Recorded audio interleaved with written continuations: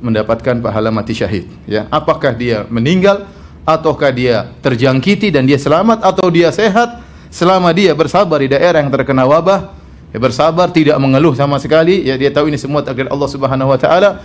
Dia mengatakan lan yusibana illa ma kataballahu lana, tidak akan menimpa kami kecuali yang sudah ditakdirkan oleh Allah Subhanahu wa taala, maka dia akan mendapatkan pahala mati syahid. Dan sebagaimana pernah saya jelaskan dalam tulisan sebelumnya tentang bahwasanya meninggal karena wabah corona dihukumi mati syahid, ya, maka orang yang mendapatkan pahala mati syahid bukan cuma yang mati syahid, ya, bahkan yang tidak mati syahid selama dia bersabar, dia menerima takdir Allah Subhanahu wa taala, tidak mengeluh sama sekali, dia juga bisa mendapatkan pahala mati syahid, ya.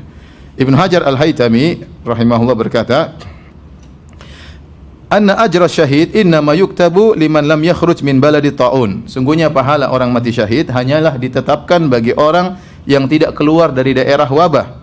Wa aqama qasidan thawaballahi subhanahu wa ta'ala, dan dia menetap di daerah tersebut berharap, ya, pahala dari Allah Subhanahu wa ta'ala.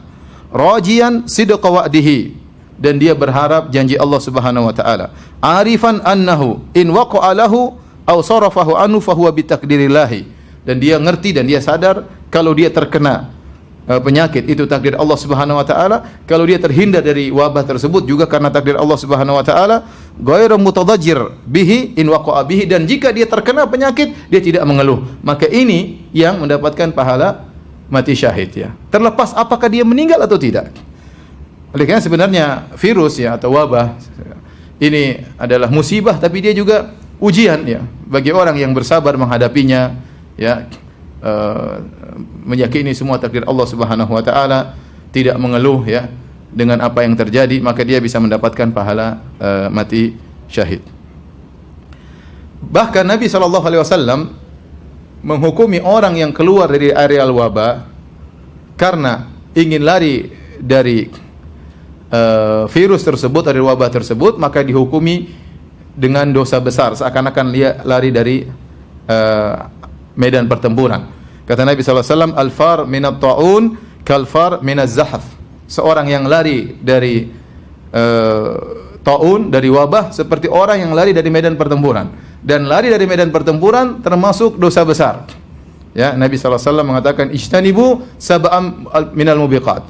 Ya, jauhilah dari 7 dosa-dosa yang membinasakan. Rasulullah SAW sebutkan di antaranya, ya, al-firar minaz zahaf, yaitu lari dari medan pertempuran. Lari dari medan pertempuran. Oleh karenanya ini hukum syar'i. Kalau daerah kita sudah, ya, terkena, divonis oleh pemerintah misalnya ini daerah wabah, ya, dan mulai tersebar wabah, kita nggak boleh keluar. Kita nggak boleh keluar, ya. Kalau keluar karena takut penyakit tersebut, lari dari apa? Lari dari medan pertempuran. Dosa besar. Dosa besar, ya. Bersabar kalau kita selamat, ya, dengan izin Allah. Kalau kita terkena dan kita sabar, kita mendapatkan pahala mati syahidnya.